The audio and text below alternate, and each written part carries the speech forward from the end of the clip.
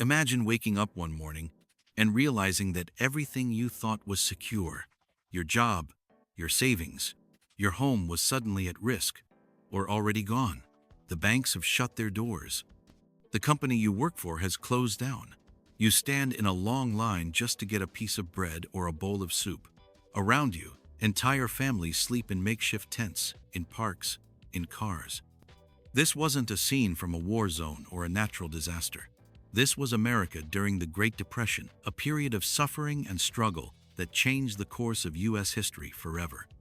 To understand why the Great Depression happened, we need to go back to the roaring 1920s, a decade that promised wealth, innovation, and opportunity. The stock market was soaring, cities were growing, and consumer goods like cars and radios were becoming common in American households. On the surface, everything seemed perfect.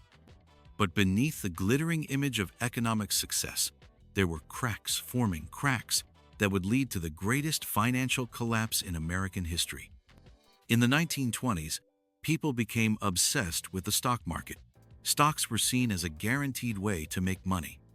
Millions of Americans began buying stocks, and many did so not with money they had, but with money they borrowed.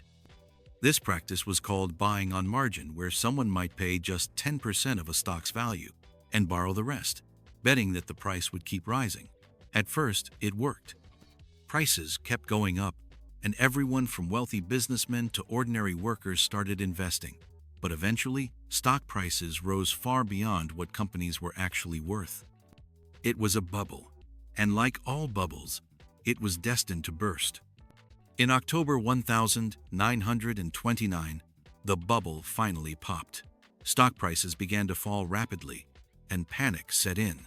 On the 29th of October, 1929, now known as Black Tuesday, the market crashed completely. Billions of dollars in wealth vanished in a single day. People who had borrowed heavily to invest found themselves not only broke but deeply in debt.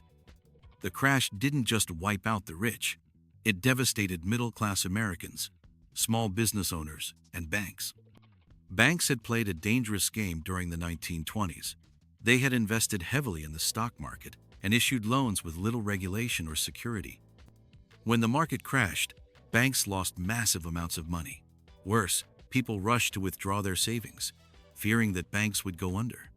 This rush, called a bank run, caused hundreds of banks to fail, especially smaller ones that didn't have the reserves to survive such a crisis. Families lost everything. There was no deposit insurance, no safety net. If your bank failed, your money was gone forever. As banks collapsed, businesses couldn't get loans. Without access to credit, companies began to shut down or lay off workers. Unemployment skyrocketed. By 1933, nearly 1 in 4 Americans was out of a job. In some cities, it was closer to 50%. Those who still had jobs often faced pay cuts or shorter work weeks. The idea of a stable income became a luxury. At the same time, prices for goods plummeted. This might sound like a good thing, but it wasn't. Falling prices meant that farmers, shop owners, and manufacturers couldn't make a profit. Many went bankrupt. In rural America, a terrible drought struck the Midwest, creating what we now call the Dust Bowl. Crops failed, topsoil blew away in huge clouds of dust, and farming families were forced to abandon their land. Thousands of people, especially from Oklahoma and nearby states, packed what little they had and headed west to California, hoping to find work, but often finding more hardship. The crisis wasn't limited to the United States. Because America was a major economic power, its collapse triggered a worldwide depression. The U.S. government made things worse by passing the Smoot-Hawley tariff in 1930, trying to protect American businesses by taxing imports.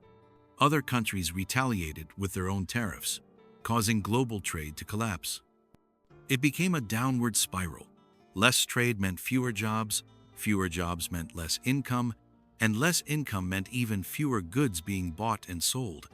During these years, Americans looked to their government for answers, but at first, there were none. President Herbert Hoover believed that the economy would fix itself if left alone, and that government intervention would only make things worse. But as the suffering grew, so did public anger. In 1932, Americans elected Franklin D. Roosevelt as president. He promised a New Deal for the American people, and he delivered. Roosevelt's New Deal was a series of government programs aimed at creating jobs, rebuilding the economy, and restoring faith in the American system. Agencies like the Civilian Conservation Corps, the Public Works Administration, and the Works Progress Administration put millions of people to work on roads, bridges, schools, and parks. The government also began regulating banks and the stock market more strictly, establishing the Securities and Exchange Commission and the Federal Deposit Insurance Corporation to protect consumers and restore stability. Social Security was born during this time, as well as unemployment insurance and labor protections. While the New Deal didn't end the Depression by itself, it gave people hope and put the country on a path to recovery. It also permanently changed the relationship between the federal government and American citizens. From that point on, the government would play a much bigger role in managing the economy and providing social safety nets. Now, fast forward to 1992. A lot of people mistakenly think there was a stock market crash that year, similar to the one in 1929. In reality, there wasn't a crash, but there was economic trouble. The U.S. had just gone through a mild recession that started in 1990 and lasted into 1991. The causes were very different from those of the Great Depression. This time, the problem stemmed from the savings and loan crisis, a spike in oil prices due to the Gulf War, and high interest rates left over from efforts to fight inflation in the 1980s. During the late 1980s, many savings and loan institutions had made risky investments, especially in real estate. When those investments failed, hundreds of these banks went bankrupt. The federal government had to step in and bail them out, costing taxpayers billions of dollars. Then, in 1990, Iraq invaded Kuwait, sparking the Gulf War. Oil prices jumped, and consumers pulled back on spending. The combination of financial instability and high energy costs pushed the U.S. into a recession.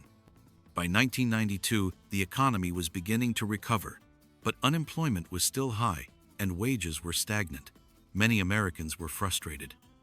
That frustration played a big role in the 1992 presidential election. George H.W. Bush, the sitting president, had led a successful war effort but was seen as out of touch with the struggles of working-class Americans. Bill Clinton, a Democrat from Arkansas, campaigned on the idea that the country needed an economic revival. His campaign famously used the phrase, "It's the economy, stupid," to hammer home the message that people cared most about jobs and financial security. Clinton won the election, and in the years that followed, the economy improved dramatically. The stock market soared in the late 1990s, fueled by technological innovation and the rise of the internet. But the early 1990s recession and the sense of financial insecurity it brought still lingered in people's minds. It reminded Americans that even in modern times, economic downturns can come quickly and unexpectedly, and that strong leadership and smart policy decisions are crucial in responding to them. While the 1992 recession was nowhere near the scale of the Great Depression, it serves as an example of how economic problems can affect elections, change political direction, and reshape national priorities. The Great Depression, on the other hand, was a once-in-a-century collapse that fundamentally changed American society, economics, and government forever.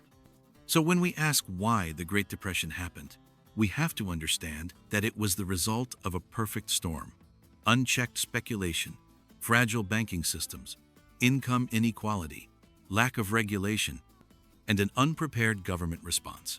It taught America hard lessons about greed, risk, leadership, and resilience. And even though we didn't have a crash in 1992, that year still reminds us of how quickly economic confidence can rise or fall, and how important it is to keep learning from the past. The story of the Great Depression is not just about numbers and graphs. It's about people, families torn apart, dreams shattered. But it's also a story of rebuilding, of courage, of turning despair into determination. And that's why we still talk about it nearly a century later. It's a story every generation needs to understand, not just to remember what happened, but to protect the future from ever repeating it. Don't forget to like, comment, and subscribe for more stories that bring U.S. history to life.